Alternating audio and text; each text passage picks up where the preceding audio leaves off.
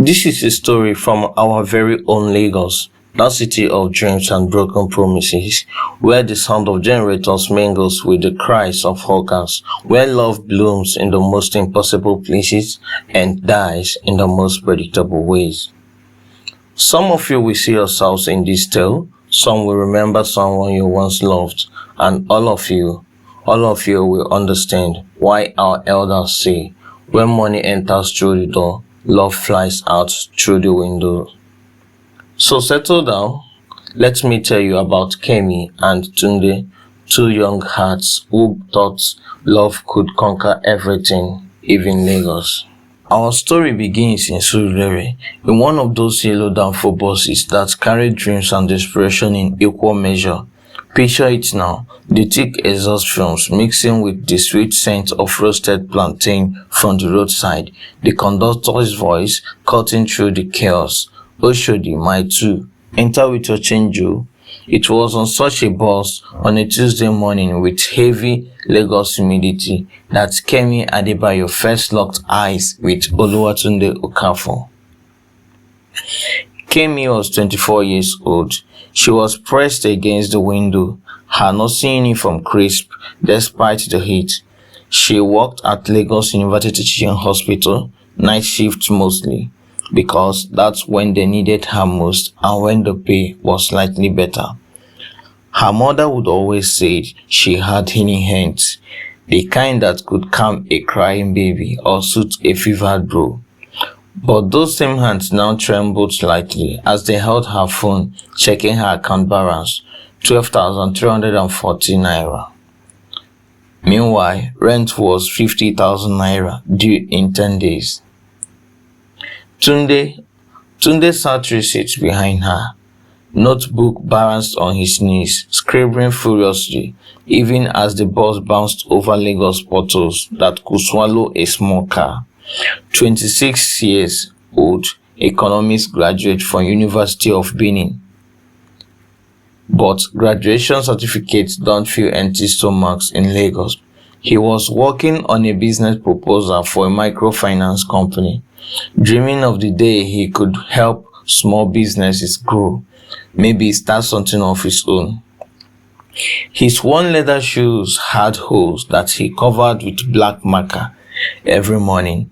His shirt, ironed by his neighbor's daughter for 50 naira, was clean but fraying at the collar. But his mind was sharp as a cutlass, full of ideas that could move mountains if only someone would give him a chance. The bus jerked to a sudden stop. Lagos traffic. What else do you expect? And Kemi's phone went flying. It landed right at Tunde's feet. Their eyes met as he bent to pick it up, and that was how everything started. Time stopped. The noise of the bus faded. The smell of exhaust became the perfume of possibility. When their fingers touched, as he handed her the phone, both felt an electric shock that had nothing to do with faulty, but wiring. Kemi said in her soft but embarrassing voice, "Thank you so much. These buses and the emergency stops." But Tunde, who is now wearing a warm smile, said, "No wahala at all. I'm just glad it didn't crack. These phones cost more than most people's salaries." Now Kemi was laughing. She said, "Tell me about it. I saved for 6 months just for this one." And that was the beginning of everything. Okay, for 3 weeks, they found themselves on the same route. She going to work, he going to interviews that led nowhere. They began to sit together, sharing stories that poor people share. Dreams differed but not defeated. Plans that require patience they weren't sure they had. Love for family members who depended on them. Kemi told him about her younger brother Shegun, brilliant but stuck at home because university fees were beyond their reach. Tunde shared his burden. 3 sisters in secondary school, a mother whose medications cost 15,000 naira monthly, a father who swept the streets of Ikeja and came home each evening with pride bent but not broken. Their first date was at a buka in Yaba. They had 500 naira each for rice and stew. They had shared coke because if they should get each bottle, that would be luxury for them. But that doesn't make anything different for them at that time. They laughed at everything. Kemi mimicked the way patients described their symptoms, making Tunde nearly choke on his rice. Tunde painted pictures of his future business empire with such passion that Kemi saw it all. The offices, the employees, the respect. They talked until the buka owner started stacking chairs around them. The buka owner said, "Abeg, make una go continue this your love conversation for house. I don't get family to feed." 3 months later, they found a single room in motion, 35,000 naira yearly rent, which cleaned out both their savings. One mattress on floor, a small gas burner, a plastic chair, and enough love to make that tiny space feel like paradise. Kemi would come home from her night shift to find Tunde already awake, making zobo with ginger and cucumber. That's their breakfast luxury. They see it as luxury at that time. While listening to music podcast on his cracked phone, she would tell him about the baby she helped deliver, the life saved in the emergency ward, and he would massage her tired feet while sharing whatever interview he had attended that day. In his determined voice, he would say, "Kemi, I'm telling you, this one I went for today, They liked my proposal. The man said I have good ideas. I think this might be it." Then she will give him hope but cautious, saying, "Don't put all your hopes in one basket, baby. But I'm praying for you. We are praying for you." They would fall asleep planning their future, a proper wedding when they could afford it, maybe in 2 years, a small house with a garden where Kemi could grow vegetables, children who would go to good schools, who would never know the kind of hunger that kept them awake some nights, listening to their stomachs growl in harmony. 6 months into their struggle, just when hope was beginning to taste like disappointment, Lagos threw them a curveball that would change everything.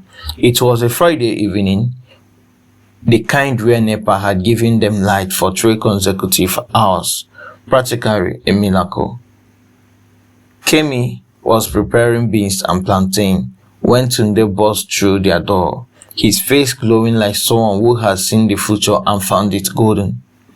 Excitedly and breathlessly, he said, Kemi, you won't believe what happened today. Let me tell you about Mrs. Williams. Miss Williams is a 48-year-old woman, owner of 3 real estate companies, 2 restaurants in Victoria Island, and a Range Rover that cost more than most people's houses. Her skin was the color of expensive chocolate, kept smooth by creams that cost 50,000 naira per bottle. Her nails, always perfect, always sharp. These were her signature, along with the way she could make grown men stutter with just a look.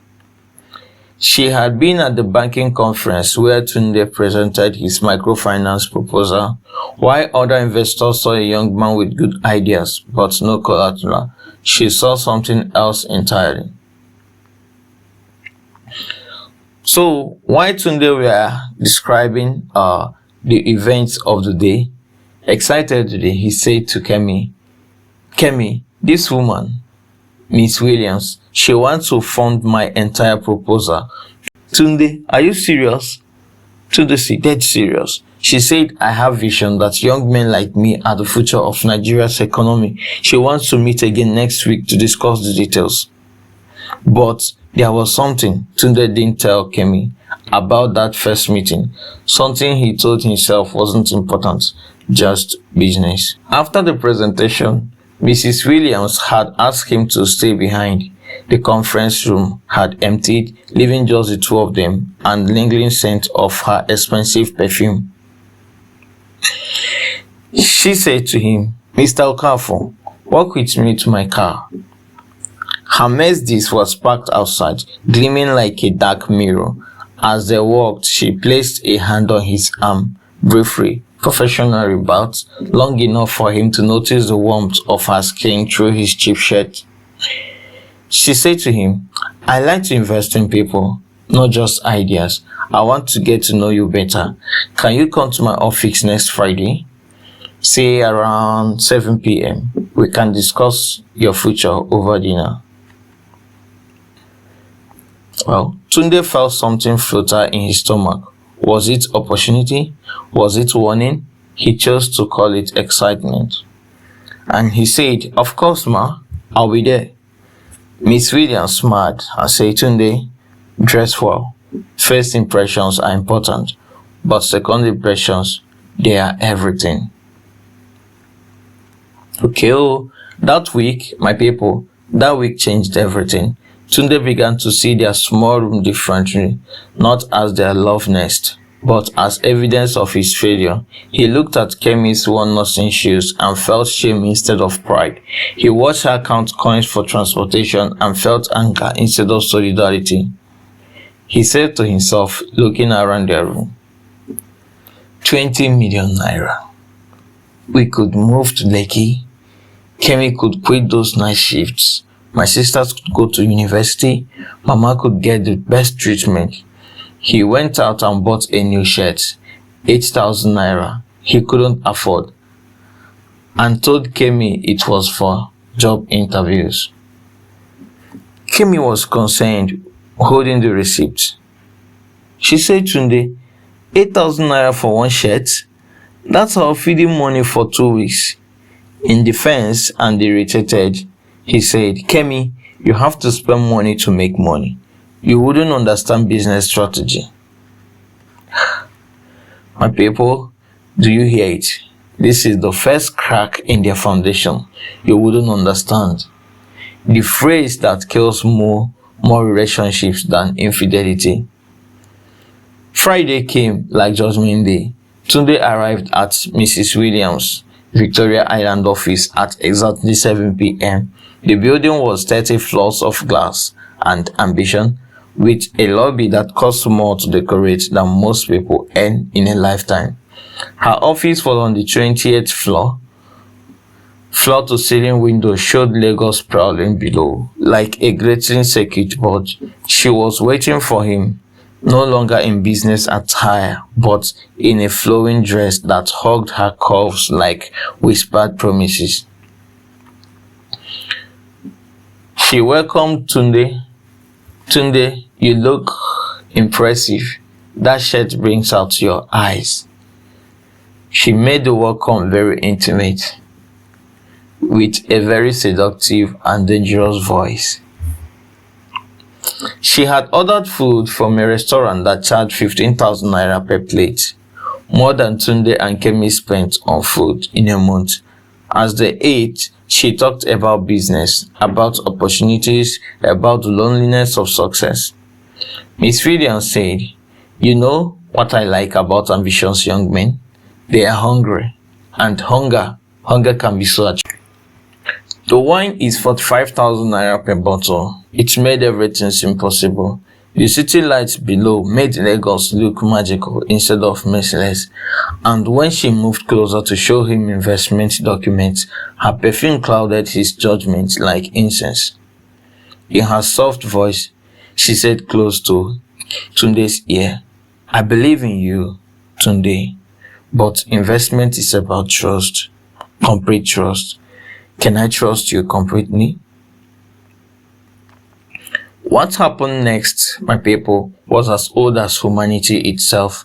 Power seduced ambition, the wealth whispered to poverty, and Tunde, a young, hungry, desperate Tunde, made a choice that would haunt him forever.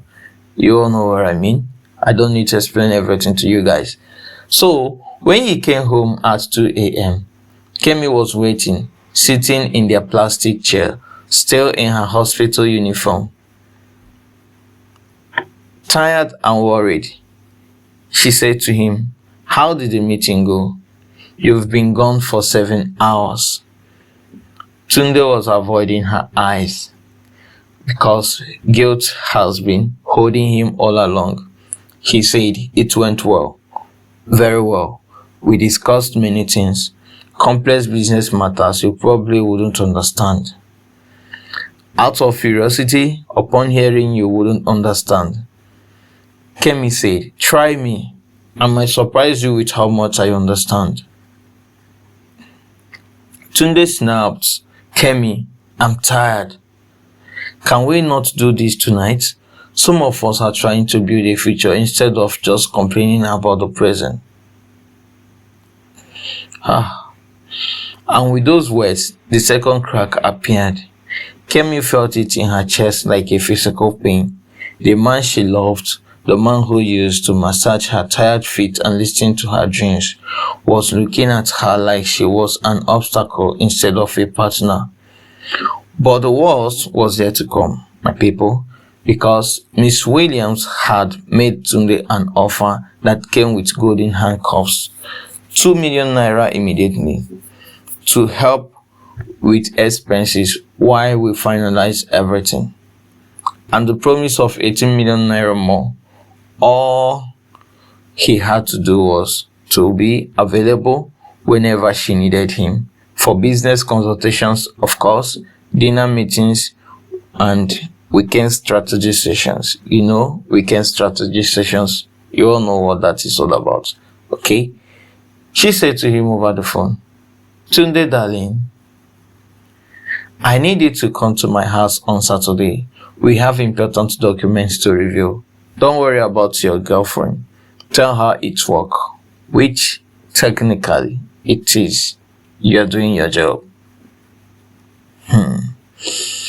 And Tunde, blinded by the shine of money, convinced himself this was just business, just temporary, just until he got the full investment. But we know better, don't we? We know that when a man starts lying to the woman he loves, he's already lost both the woman and his own soul. For 2 months, Tunde lived a double life, more exhausting than any Lagos hustle. Days belonged to Kemi, or should I say what was left of him after his nights with Miss Williams. Evenings belonged to silk sheets and expensive whiskey. Belongs to a woman who treated him like a prized possession. The money was flowing. Their room in Motion was abandoned for a small flat in Bagada. The flat was 150,000 naira annual rent. Kemi was suspicious but grateful. Her brother Shegun was finally enrolled in university. The bills were paid. Life was comfortable. But comfort, my people, is the most expensive luxury when it's built on lies. One day, Kemi was sensing something wrong. She said to Tunde, "This job of yours, you are always working nights now, always tired during the day, and you smell different, like expensive perfume." In defense and guilt written all over him, he was aggressive and said to her, "Kemi, why must you always question everything? Can't you just be happy that we are finally making progress? That your brother is in school? That you don't have to work double shifts anymore?" Kemi was hot with this, but persistent. She said to him, "I am grateful, baby, but I'm also worried. You are changing. We used to talk about everything, and now?" He cut her short. "Now I'm providing. Isn't that what you wanted? Isn't that what we prayed for? But prayers answered by the devil always come with hidden costs." Miss Williams was becoming possessive. The business meetings became more frequent, more intimate. She bought him clothes that cost more than he used to earn in 6 months. She took him to restaurants where governors dined. She introduced him to her circles as her young business partner, while her hand rested possessively on his thigh.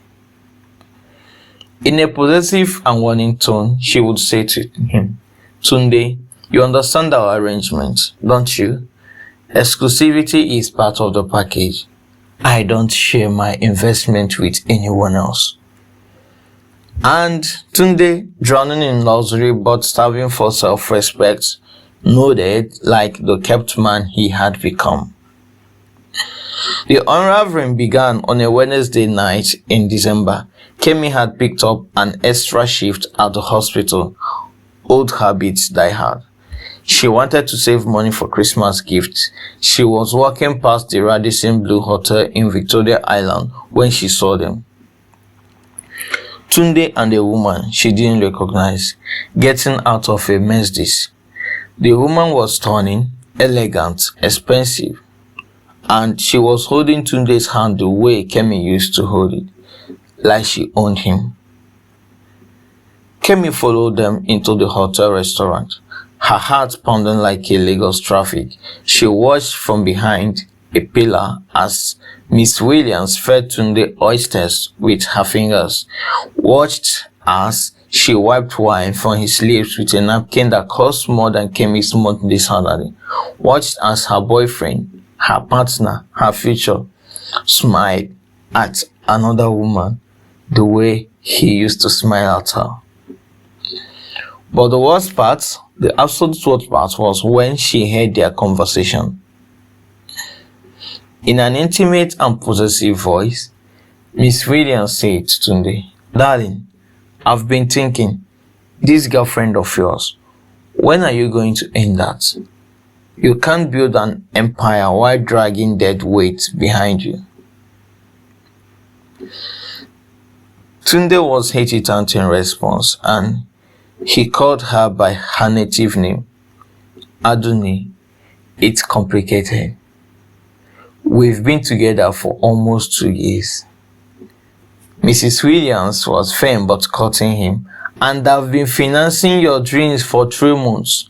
Which relationship is more valuable to your future, Tunde? Choose wisely. Don't be Okay. Kemi didn't wait to hear his answer. She stumbled out of the hotel, her nursing uniform feeling suddenly shabby against the marble floors. She walked the streets of Victoria Island until dawn, crying tears that mixed with Lagos dust, understanding finally why her mother always said, My daughter, never trust a man who forgets where he came from. When Tunde came home the next morning, reeking of expensive perfume and girls, Kemi was waiting with a suitcase by the door. In a calm but broken and dignified voice, she said to him, I know about her, about Chief Mrs. Bakari Williams, about the money, about everything. Tunde panicked, trying to salvage. Kemi, wait, let me explain. It's not what you think, it's just a business. But she cut him short. Business? Tunde, I saw you with her. I heard her call you darling. I heard her ask you to choose between her and me. The saddest part is, I would have understood if you had just told me, if you had said, Kemi, I'm struggling, I'm desperate, I'm making a mistake, but I need this money. I would have stood by you. We would have found another way together. At this point, Tunde was desperate, realizing what he's about losing. He said to her, Kemi, please, I love you. I did this for us, for our future. But she said, no, Tunde, you did this for money. And you know what the saddest part is? The money isn't even yours. You have just become an expensive pet in a golden cage. She picked up her suitcase and walked to the door. Tunde followed, grabbing her arm. Where are you going? This is your home too. Looking back the last time, Kemi said, home is where love lives. Tunde, love walked out when lies walked in. Within 3 months, Mrs. Williams grew tired of Tunde, as she had grown tired of the young men before him. The promised 18 million naira never came. The contracts were worthless. She moved on to her next investment, leaving Tunde with expensive clothes he couldn't afford to maintain, and memories of a woman who had loved him when he had nothing. He tried to find Kemi, went to the hospital where she worked, but they told him she had transferred to a clinic in Abuja. He called her number every day for 6 months until it was disconnected. He wrote letters that came back unopened. The last I heard, Tunde was working as a bank clerk, his dreams of entrepreneurship buried beneath the weight of regret. He still lives in Lagos, still rides the downfall buses, but now he sits alone, staring out the window at a city that once held promise but now only holds echoes. And Kemi found love again, with a doctor in Abuja who appreciated her healing hands and her loyal heart. She named her first daughter Ifoma, meaning good thing, because she learned that good things come to those who refuse to compromise their values for comfort. My people, this story is not just about Tunde and Kemi. This story is about all of us living in cities that promise everything but deliver only what we deserve. It's about the echoes we make. It's about the choices we make when desperation whispers louder than integrity. Lagos will toast you, money will tempt you, success will seduce you. But remember this, the person who loves you when you have nothing is worth more than all the people who will love you when you have everything. I mean everything. When you must have had everything. Tunde thought he was being smart, playing the long game, but he forgot that some games cost more than you can afford to lose. He gained the whole world temporarily, but lost his soul permanently. Now, to the young men listening to this, hear me. No amount of money is worth selling your integrity. No amount of success is worth betraying the woman who believed in you when the world counted you out. And no amount of comfort is worth living a lie that will eventually strangle your sleep. Young women listening to this, hear me too. Know your worth. Don't stay with a man who treats you like an option while pursuing someone who treats you like a convenience. Love yourself enough to walk away from anyone who makes you feel small, even if walking away means starting over.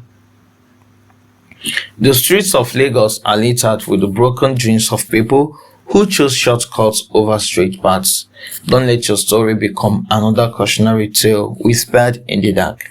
Remember, when money enters through the door, love doesn't have to fly out through the window unless you open that window yourself. That is the end of the story, my people. But yours is still being written. Choose your next chapter wisely. So, I would appreciate if you give a like to this video, comment, share your comments in the comment section, share whatever. If you have anything, if your own story is still going good or it has gone so, you can share for people to learn in the comment section. Then hit the subscribe button to subscribe so you can get a notification for our next story. All right, then you can share the story. You can share the video to anybody you think that would love to listen to our story. Thank you and see you guys in the next video.